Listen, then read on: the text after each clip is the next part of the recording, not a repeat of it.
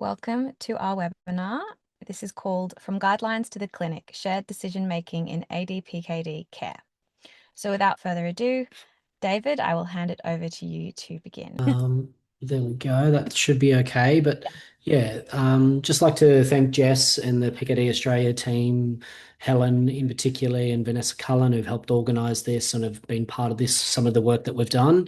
So yeah, my name's David. I work at the University of Sydney and have a role within the CARI Guidelines. And there's probably some questions that people are asking that I'll get to straight away, but I'll just make the disclaimer. I'm not a nephrologist. I'm not a doctor. So, a lot of questions, clinical questions, I probably won't be able to answer all of them, but, I've spent my time thinking about what evidence there is in this space and how do we make it more usable and friendly, to inform people in their decision making. And I will also apologize. I've got two young kids at home and a 6 week old, so it's a bit chaotic upstairs, and a couple of them might pop downstairs. So that's just a forewarning. Good. So what are clinical practice guidelines? Probably the first question everyone is on your mind. So essentially, they're recommendations or suggestions, largely for clinicians about the care of for patients with specific conditions, based on the best available evidence. So when a clinician, a doctor, or a nurse, or any of your treatment team want to make the best practice for a particular condition, in this sense, ADPKD. They will use guidelines to help them make those decisions that are based on a summary of all the research that has been done in that area. So, why do we need guidelines? Essentially, clinical practice guidelines are considered to largely reduce the use of unnecessary, ineffective, or harmful interventions. So, making sure you only get the treatment that you need. They help improve the treatment of patients with a maximum chance of benefit and minimizing the risk of harm and at an acceptable cost. So, affordable care based on what the evidence tells us are the best treatments. In that context, CARI is known as the Caring for Australians and New Zealanders with kidney impairment. It used to be renal impairment, but we have moved to the world of kidney as per, sort of recommendations over the recent years to make it more approachable. We have been the guideline developers in kidney disease for over the last 26 years. So since 1999, we're based at the University of Sydney. We're externally funded. We help craft recommendations for care based in Australia and New Zealand, but also try to contextualize what's happening in the international space, make it relevant to our region. And I'll come to that a little bit later. All our funding is essentially from, non-government organisations, government organisations. So, we've PKD Australia as well, Australia New Zealand Society of Nephrology, Kidney Health Australia, and then these sort of competitive research grants. So, how do we disseminate these guidelines? Traditionally, guidelines have been written by clinicians for other clinicians, and their communication as such has focused on that. So, how do we make sure people access them? We sort of publish them in the medical journals that they read. We always try to do that open access, so there's no barrier. Secondly, we post the guidelines on our website free of charge, and we maintain that. So we really want them easily accessible to all clinicians, regardless of where they're from and what clinic, or, if they're a university associated tertiary based care or a primary care, or if they're assigned a secondary care. We also publish them and disseminate them through these professional organisations. You can think of the Australian New Zealand Society of Nephrology, the Renal Society of Australasia, which is the Nursing Society, and additionally, other groups like Kidney Health Australia and PKD Australia. So we've had a long history with ADPKD, which is interesting. We first published a guideline chapter, probably the first ever, in 2006. It was just a little bit on ADPKD, not much. But in 2015, we spent a lot more time on it, dedicating a full kind of gamut of recommendations and a full guideline, not just a chapter on ADPKD. That covered about genetic diagnosis and genetic counselling, issues about diet and lifestyle management, and also importantly psychosocial care, and then the management of ADPKD progression, and then considering other manifestations of ADPKD. So maybe polycystic liver disease, an example, and then also management of kidney failure in people with ADPKD. The nice thing about this project is that uniquely we got to engage with the people with lived experience of ADPKD, to ensure we wanted to ensure the guidelines really addressed what they was their preferences, their values, their priorities, their experiences of living with the disease. And that is sort of something quite unique in the space. It's really well known that the inclusion of people with lived experience of disease in a guideline is really important, and considered largely best practice. And you can see some of these organisations I have listed here, like the World Health Organization, the Institute of Medicine, based in America, the National Institute of Health and Care Excellence in the UK, and in our space, the Australian Government, the National Health and Medical Research Council. They've crafted one of the domains, and actually to develop recommendations for care, there's a domain in the evidence to decision framework that is specifically focused on patient preferences and values. So what we undertook was in 2015, this inclusion of people at that stage was very little was done. Less than 10% of guidelines actually involved people in 2017 who had lived experiences. In 2026, this has changed remarkably, which is great. And in Australian guidelines, last count in 2026, they published in the Medical Journal of Australia, was 72% of people, guidelines had involvement of, people with lived experience of disease, which is a good thing. So how did we do this? Essentially, we tried to run sort of a workshop and have sort of two parallel groups where we had a working group, the traditional sense where we had, doctors, nurses, people involved in the care of people with ADPKD. And then on the other side, we had a group of consumers who met, discussed their experiences, what their preferences are, what are the topics that guidelines should inform. And then that fed back into what the guidelines should be addressing. And we expanded the guidelines to cover topics, that were considered important to the patient. So, those things on lifestyle and self-management of the disease, education, psychosocial care. And what we further tried to do is we tried to think about how we could get the word out there to consumers about this. And we probably didn't do this too well. It's the first time we'd done it. And we sort of tried to summarize what the large document said about how do you manage care and try to put it into sort of a frequently asked sort of question piece. And I know a lot of people will raise questions in the seminar about a lack of knowledge of CARI. And, I think we could have done this much better. And at that stage, PKD Australia was, largely, growing, becoming bigger. So, partnering with organisations like that is really where the stopgap comes in. We have the trust of the community, and working with them is what, in hindsight we could do, and we could do better now. So, we've really benefited from the generosity of people with ADPKD. A lot of them volunteered their time to do this sort of work, sort of just help review things, craft consumer versions, but also, connect with people in the community. And, I think that's really been a really fascinating and important piece from us, and really driven by the ADPKD community, who are very engaged group of people. And, we see it as a principle of all our work moving forward. We want to do this better. We want to produce things that are beneficial to the people who have lived experience of disease, how we can inform their decision making, how they can come into a clinic more informed, make better decisions, and more prepared when they have those discussions with their doctors.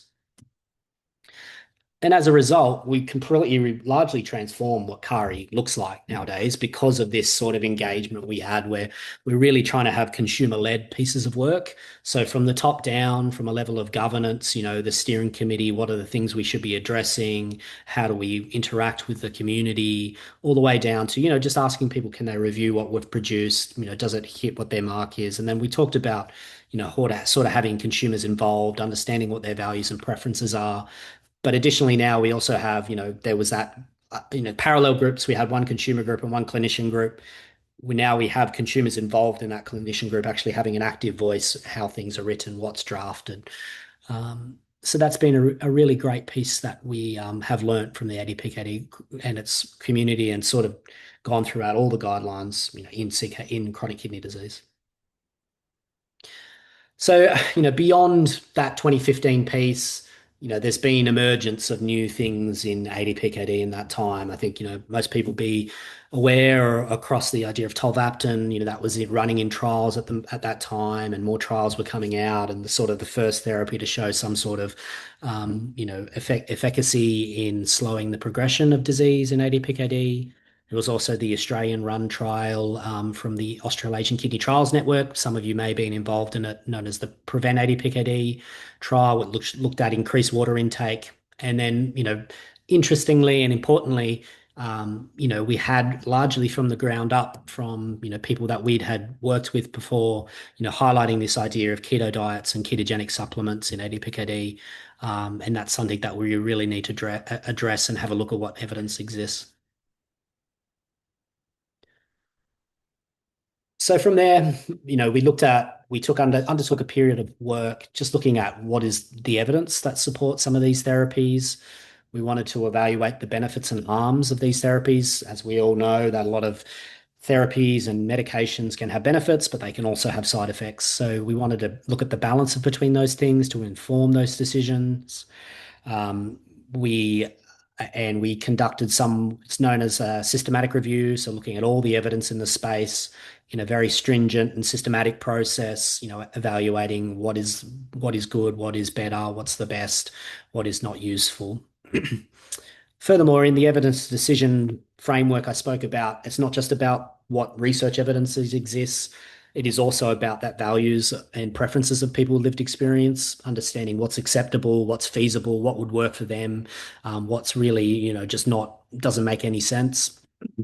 And additionally, there's also the questions of cost and resources. So not just the resource implications to a health system per whole, but, there may be cost associated for the person who's taking a drug or doing a diet. There's lifestyle implications. This also may impact the way their ability to work. And then finally, uniquely in Australia, we have issues of equity in regards to thinking rural and remote compared to urban, and additionally Indigenous versus non-Indigenous peoples across both Australia and New Zealand. So they're the sort of all components we look at, we put in the mixer to try and come up with some recommendations that, hopefully are based on, should be based on the best evidence, but acceptable to the people it's going to be impacting as well, and hopefully not at too high a cost. We've also done some work on the ketogenic diets. We're somewhat in the draft, finalising the piece of work, looking at all the evidence, and that is not just these randomised control trials, which you will see with pharmaceutical drugs, but looking at every single piece that has been published in this space.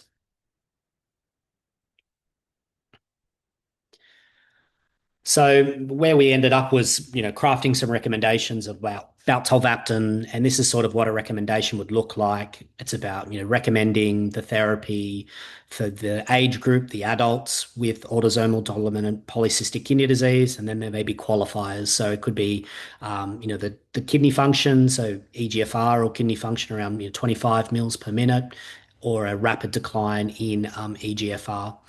And there's sort of qualifiers of that, and then commence with tolvaptan. So, we've made these recommendations largely based on what's the best available evidence, what's been included in trials, and what's available to us. Unfortunately, in ADPKD, there's been a few trials in this space, but not too many. So we are limited by what's really available to us. And, then we have other recommendations about, when should tolvaptan be stopped? Should it continue until kidney replacement therapy if required for a person? And that's largely because, the trials haven't looked at this drug in outside of that space. I will note, we try to these are the grade guideline terminology where you talk about a strong recommendation. And that means essentially any person that came into a clinic or saw a doctor who qualified for this, this would probably be acceptable for them.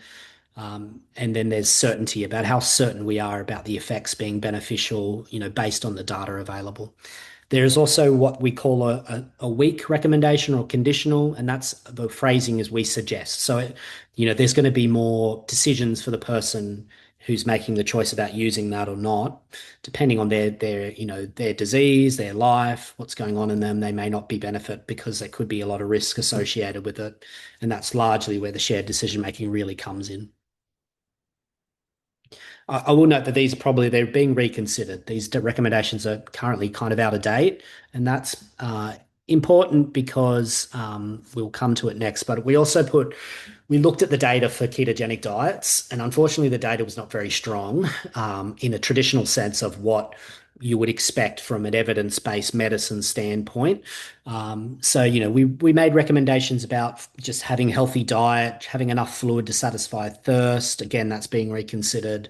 Um, but we recognize also with the ketogenic diets, we know that some people are going to do it because they want to try something. It's an agency they can have. It may have some benefit, may help them feel better.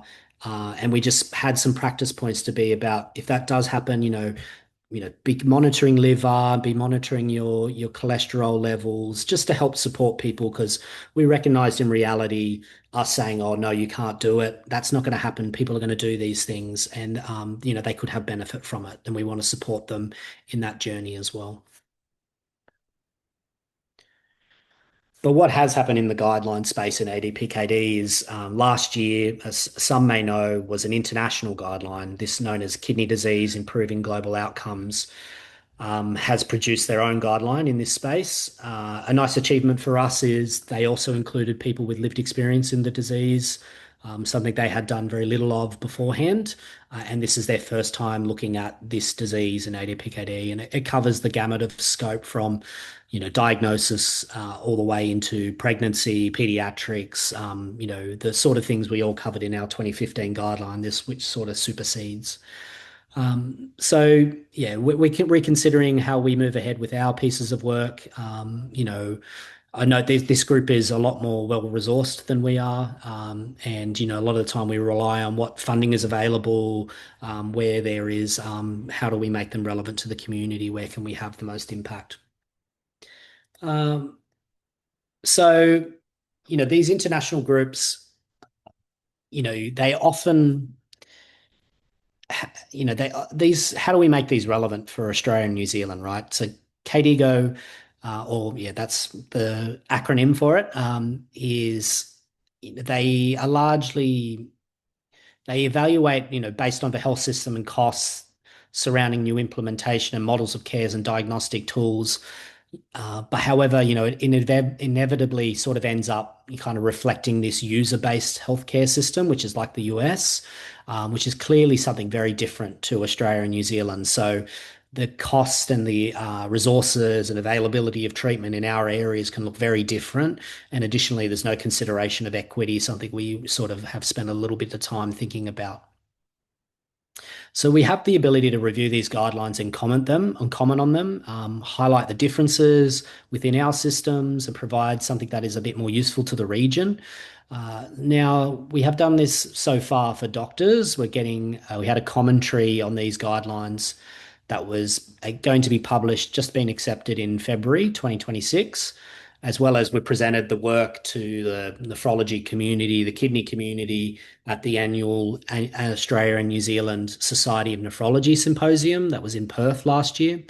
And we want to circulate, once these are published, broader to the community, to the professional societies, additionally PKD Australia. But we want to take that a bit more than a step further. These are sort of, I think we had 1,500 words, to try and write a commentary on all this, which is sort of hard to get all that information across. So we're looking at producing how can we produce resources that support people who are living with ADPKD, be informed about them, have an understanding, be able to walk into their clinician's office, be able to have conversations about this and make decisions about their own health.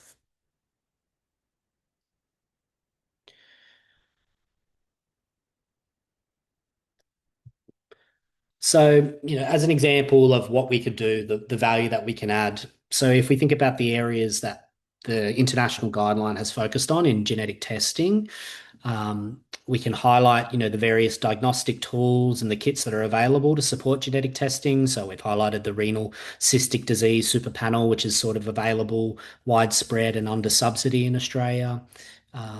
So very little cost to the person using it who's getting tested. Obviously in tolvaptan, we can highlight, these guidelines sort of indicate the use of MRI imaging to identify people who would be suitable.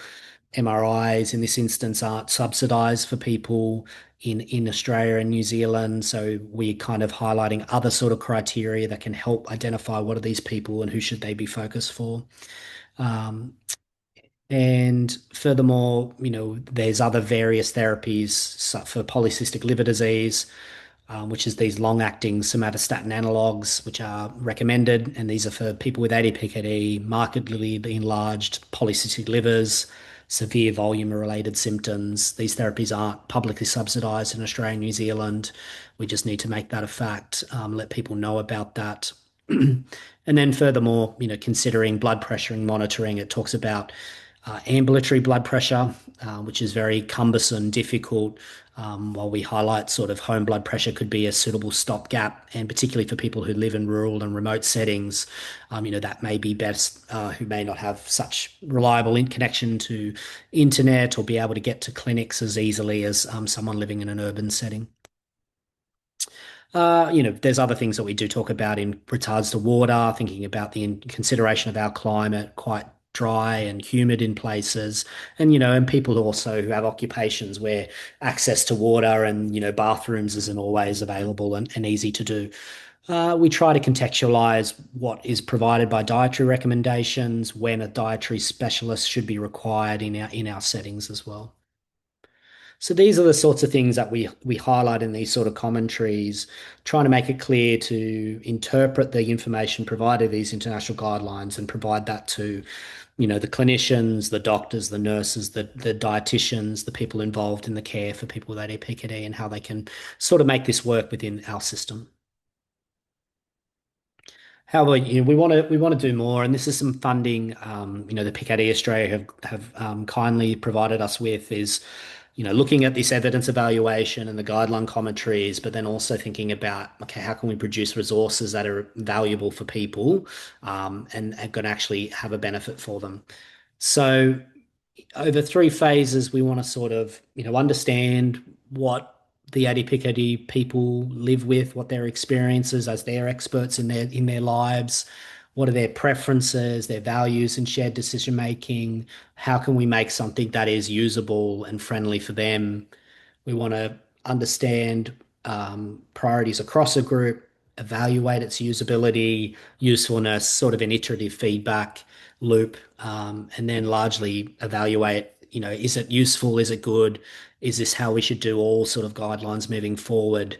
Producing these technical documents that are meant for doctors, but then also producing information that is more usable, available for people with lived experience of disease, just to help their knowledge, their understanding, and then feeling confident to walk into a clinical meeting and help make decisions about their own health. So, I'm not sure if I have much more to say, but I'm happy to take questions either here, or please feel free to reach out to me via my email. So that's david.tunnicliffe@sydney.edu.au. If you didn't get it, I'm sure Jess may have it in the recordings and the things that go around following this meeting. So yeah, I really appreciate, the value that we've had from the people with lived experience of ADPKD who've, really set us on a better path about how we do guidelines in kidney disease, and how we can, and I hope to learn more as we move forward into hopefully bigger and better things. I'll stop sharing my screen so I can field questions. Much, David. That was incredible. I feel I understand a lot more the value of the guidelines. Good. Having said that, I do have some questions, some that have Good. been sent through, and also just my own questions. Mm, What would you say? So the guidelines were revised, so they came out in mm, 2015, and then mm, like what is the life cycle of the guideline? How often do you plan on revising them?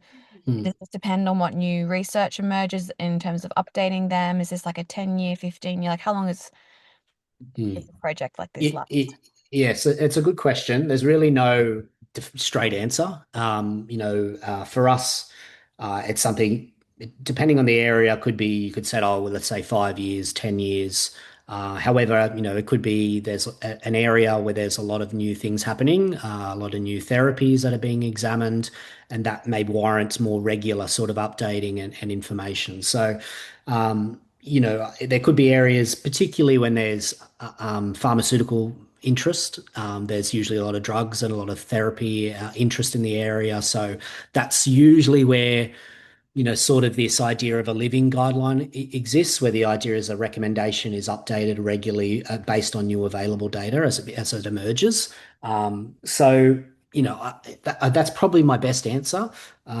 However, what would the international guideline groups do? It's a little bit of that. Maybe they reconsider it every 5 years and say, oh, let's have a look at what's happened in the space, what's really significantly changed, and then maybe we update it.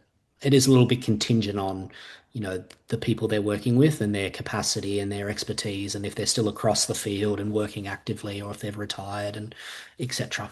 Yeah. So then the nature of that living guideline is that only parts Mm. of that need to be updated will be updated, as Yeah, opposed yeah, that to the yep. That's holistic.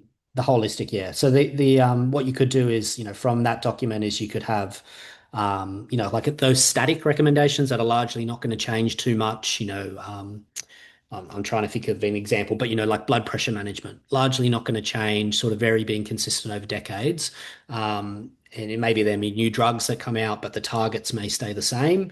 And then there could be stuff like there's the tolvaptan, or there's sort of somatostatin analogs or mTOR inhibitors, where there's a lot more interest and activity in the space, or the ketogenic diets as well, where there's a lot of interest in that field as well, or the supplements. Maybe that's something that is more regularly updated as new evidence emerges. Yes, I think there's a few questions that have come through and always do come through about the ketogenic diet. Yeah. Uh, Good. So, just a reminder for anyone, if you'd like to put the questions in the Q&A chat, we've got one here, actually from Helen. Mm. She has asked, well, first of all, she said, thank you. This has been awesome. Can you comment on the role of AI? Yeah, so I think there is potential in regards that it has efficiencies, right? So, a lot of the processes to do a guideline, that evidence review, summary, people are looking at if it can help in that component, and it can help. It does have inaccurate, it does have things where it's not accurate with those, so that is a worry.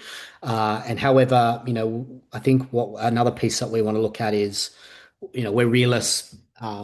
People have something or they have a question. A lot of people are turning to AI for what is spat out of it. And is that actually accurate with what this sort of, best practice producing evidence guideline, information is? Do those two things marry up? That's something that we actually want to look at, and we may do so soon. I know in other spaces, say in cancer, there were issues with it when there were inaccuracies that were coming through. Yeah, I think it is a potential tool to help make this more efficient, making those sort of living approaches quicker, better, and additionally, thinking you could produce things that are more user-friendly, targeted towards people with lived experience of the disease. That's going to help inform them based on, the well done evidence-based sort of resources. Okay.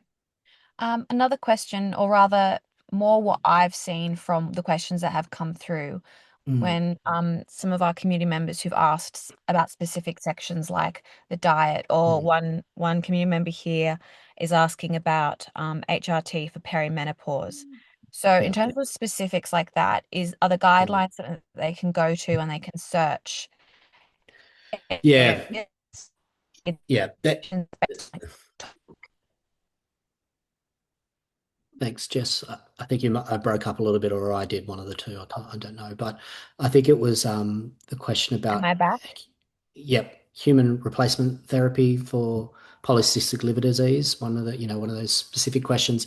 I'm not going to comment on the situation because I made the disclaimer. I'm not a doctor, and I don't want to give medical advice when I don't know anything about it. But I think, yeah, in sections of the guidelines, it's meant to be split up. they're still like a PDF document, so it's not the best resource for searching. But set up into sections, right? So there'll be a section on polycystic liver disease where it may talk about those things. However, there's going to be situations which are relatively rarer that are not going to be covered. Usually, they're going to focus on things that are, broad problems that are recognized in the community that have sort of, need attention because it's been brought up.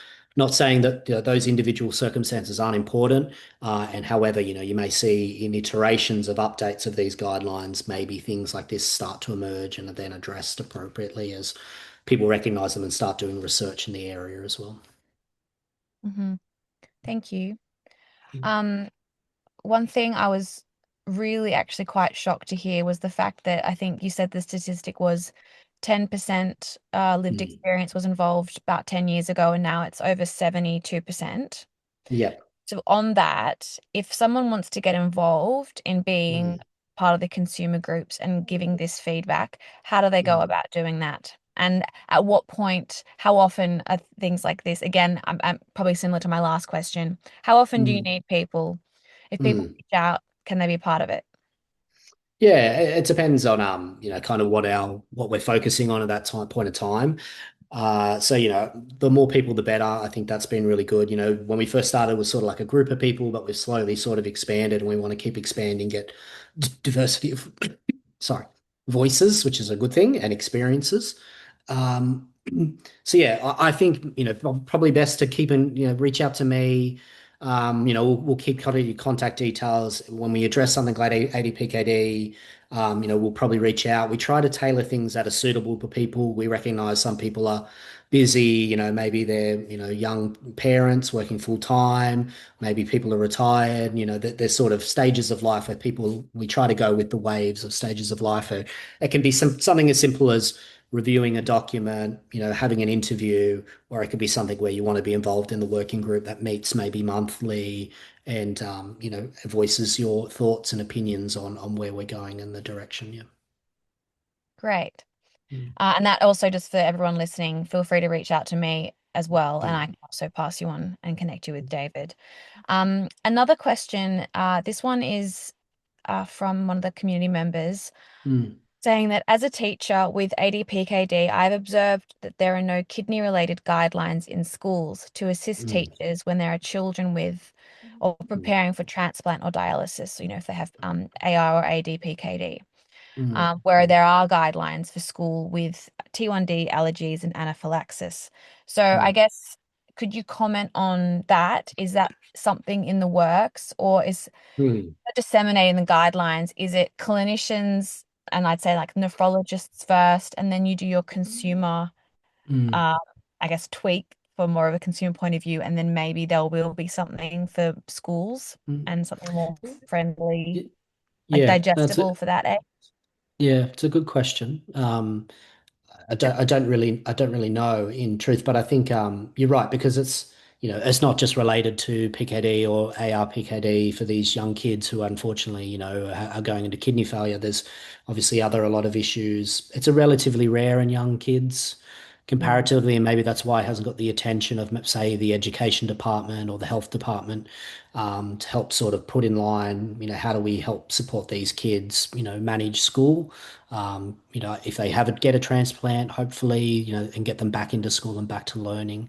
Um, it is a potential scope of work to think about when there is a potential looking at pediatrics and CKD and a guideline, again, from that, clinical point of view, then how can we get it to information to kind of support, parents and young kids.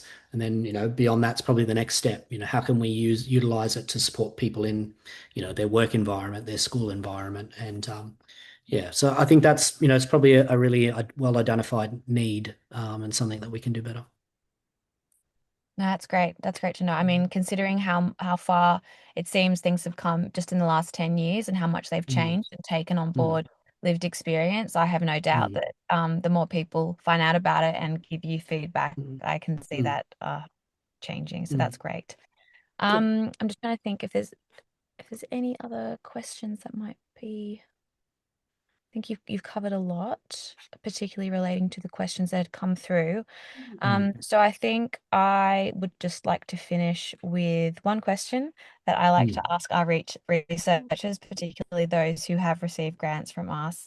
And that's mm. just personally, how did you get into this field, particularly with your interest around ADPKD? Like how did you start your journey in research and kidneys related Yeah, specifically? yeah, yeah, good. So it's probably the first project I stepped into in regards to finishing uni, sort of working in this space. And the ADPKD about 10 years ago was the first project I stepped into and met the clinicians involved, and then also people with, living with ADPKD was not something I was aware of. And it's sort of, well, I think it's put me in a good grounding in relation to I think the people, the support, the generosity of the community. So it's sort of put me in a good. I really enjoyed it, enjoyed the piece of work, and I thought the output was really great, and learnt a lot. And how do we work with people better in regards? So that's sort of put in grounding for me moving forward, I think. Mm, That's great. Yeah, I think your mm, work really sits at the intersection and mm, something that we are always, as an organization, trying to do, which is connecting research with the people the research is helping. And I think guidelines are such a mm, meeting in the middle with mm, that. So yeah, it's been wonderful to hear from you and hear everything that the CARI guidelines are about and how essential and important they are. Um, mm. so thank you so much for giving up your time to share that with us. And on behalf of the board as well, I'd like to say a sincere thank you. And thank you to everybody else for joining. There's one comment here. One says, really interesting, clearly explained. Thank you so much. Yes, I think there's a lot of thanks Mm. for this Oh, evening. And yeah, I just say my pleasure. Thank you. you're welcome. All right, everybody, Mm, have mm, a mm, wonderful evening. And mm. we can't wait for the next one. Great. Take care.